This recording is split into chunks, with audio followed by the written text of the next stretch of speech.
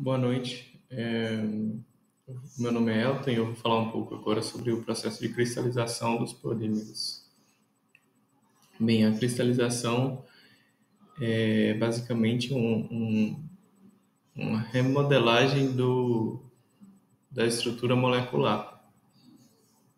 E essa remodelagem, ela transforma um polímero que antes tinha um arranjo aleatório de suas moléculas em um arranjo ordenado, com cadeias dobradas e todas elas alinhadas. Agora, nesse momento, eu vou exibir um pequeno vídeo demonstrando como acontece o processo de cristalização.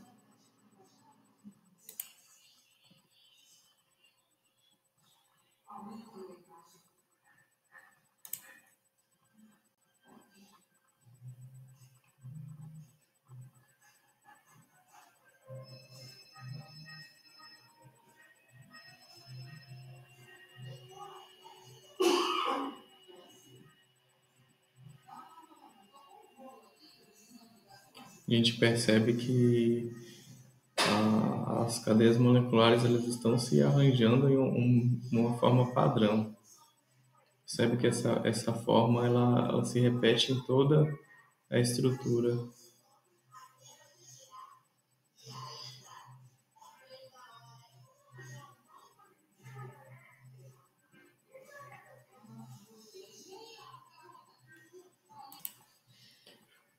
Bem, a taxa de cristalização, ou seja, a porção que vai ser cristalizada, ela depende tanto da temperatura em que ocorre a cristalização e também inversamente proporcional à massa molar do polímero.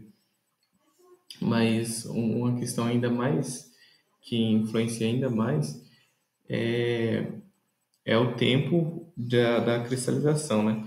Então, quanto a taxa de cristalização, ela sempre vai ser igual ao tempo necessário para a cristalização prosseguir até mais ou menos 50% da sua conclusão. Então, e outra coisa que é demarcado dessa taxa de cristalização é que não é possível a obtenção de 100% da cristalinidade dos polímeros. E isso é algo que já foi abordado em outros tópicos, mas é algo que o livro é bem enfático nessa definição. Mas ainda assim, em termos mais teóricos e matemáticos, nós temos a equação de Avrami, que calcula a fração cristalizada.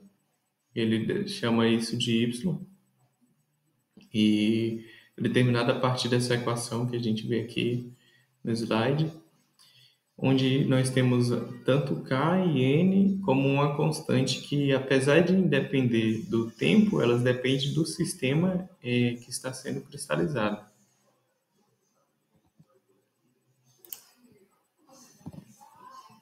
Por outro lado, a fusão das regiões cristalinas ela se dá como uma espécie de processo inverso da cristalização.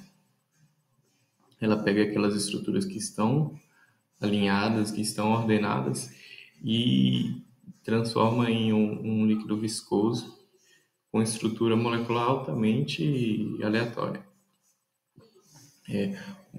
Alguns tópicos interessantes que a gente pode citar aqui sobre a fusão é que, diferente do que a gente vê geralmente no estudo da química, a fusão aqui ela acontece numa faixa de temperatura, certo? E o comportamento também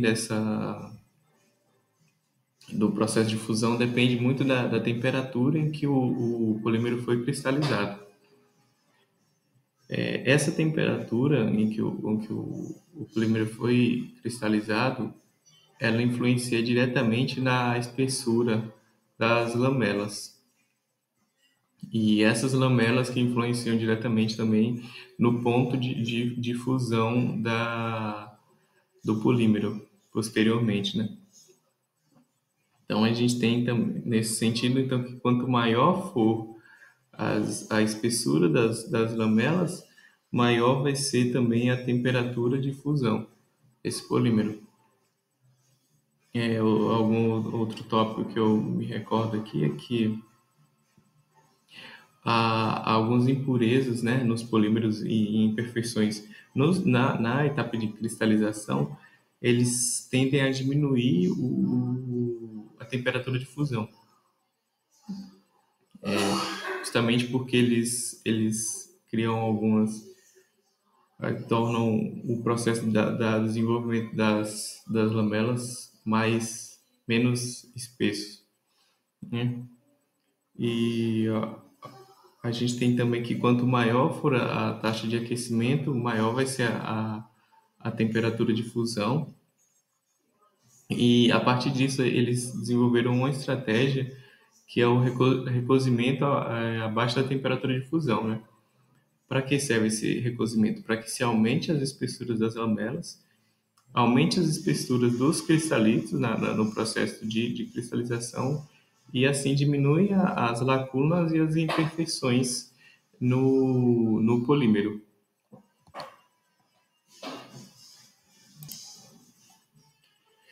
Então, aqui a gente chega num ponto para a gente abordar um pouco dessa questão da faixa de temperaturas, que são as temperaturas de fusão e de transição vítrea.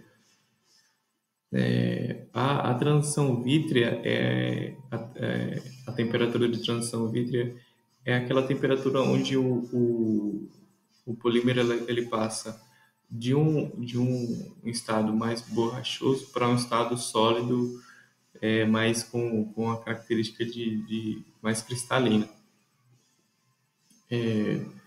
Então, dessas temperaturas a gente tira um gráfico e um gráfico onde a gente pode determinar qual vai ser o estado daquele material que nós estamos trabalhando, de acordo com a temperatura. Então, esses fatores eles são muito importantes para a gente saber como a gente quer manusear esse tipo de material. Então, aqui a gente tem alguns exemplos. Também tem uma questão que a transição vítrea ela é presente em polímeros semicristalinos e cristalinos. Então, aqui a gente no sólido a gente não vê, por exemplo, a influência tanto da temperatura da transição vítrea nos sólidos cristalinos, ali na linha C. Mas a gente vê que há um aumento mais expressivo após a transição vítrea, tanto nos sólidos semicristalinos como no vidro, né? Então aqui a gente tem alguns materiais, só para exemplificar, a gente tem aqui o polietileno, né, de baixa massa específica, onde a transição vítrea dele é de menos 110 graus Celsius e a temperatura de fusão é lá no 115 graus Celsius. Né? A gente pode destacar outro aqui também, da mesma família ali, o polipropileno, com menos 18 graus Celsius, né? E na temperatura de transição vítrea, e a temperatura de fusão liberando os 175 graus Celsius.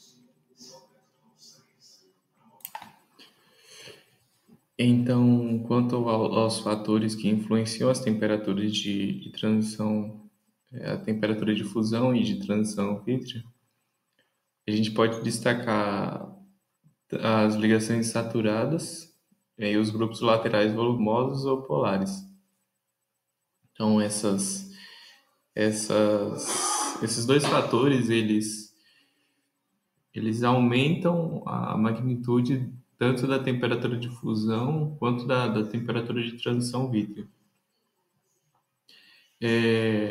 Aqui eu posso dar um exemplo dos grupos laterais volumosos, comparando o polipropileno com o polietileno. Eu acho que sim. Porque a gente observa que a temperatura de fusão do polipropileno, ela é, de acordo com aquela tabela, ela é 175 graus Celsius, enquanto ao do polietileno é 115 graus Celsius. E isso acontece por conta de um grupo lateral mais volumoso, que é o grupo metila, o CH3, presente no polipropileno. Enquanto no polietileno a gente tem apenas um átomo de hidrogênio, ou seja, o grupo metila ele é mais volumoso do que apenas o átomo de hidrogênio. E isso faz com que a temperatura de fusão do polipropileno seja maior do que a temperatura de fusão do polietileno.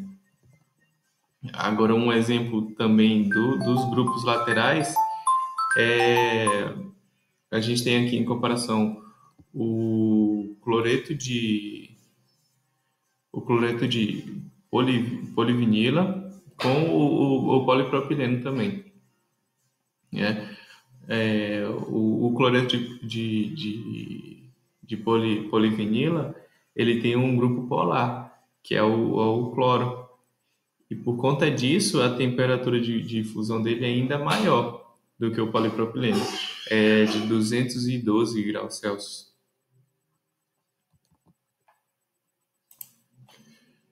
Por fim, a gente tem uma relação direta tanto da temperatura de fusão como da temperatura de transição vítrea com relação à massa molar.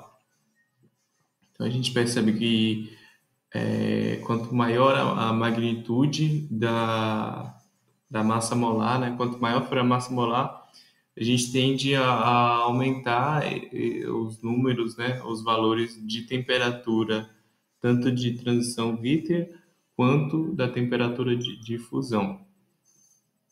E aqui a gente tem alguns estados também nesse gráfico. A gente tem alguns estados que variam, que vão estar relacionados tanto com a massa molar quanto a temperatura, né? Então a gente tem ali que entre 10 na ordem de 10 ou de 10 a terceira até 10 a terceira a massa molar, e acima da temperatura de fusão a gente tem o líquido móvel, né? Até mais ou menos a ordem de 10 a quarta a gente tem um polímero com um estado líquido móvel, né?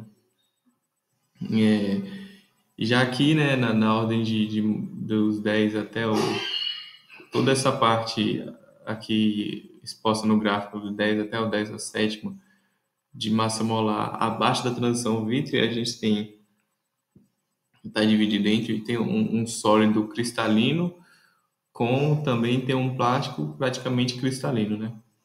Então aqui a gente tem algumas formas, né? Ali na faixa de 10 a quarta, 10 a 7, acima da temperatura de transição vítrea, nós temos um estado de um plástico tenaz. Aqui nessa faixa de 10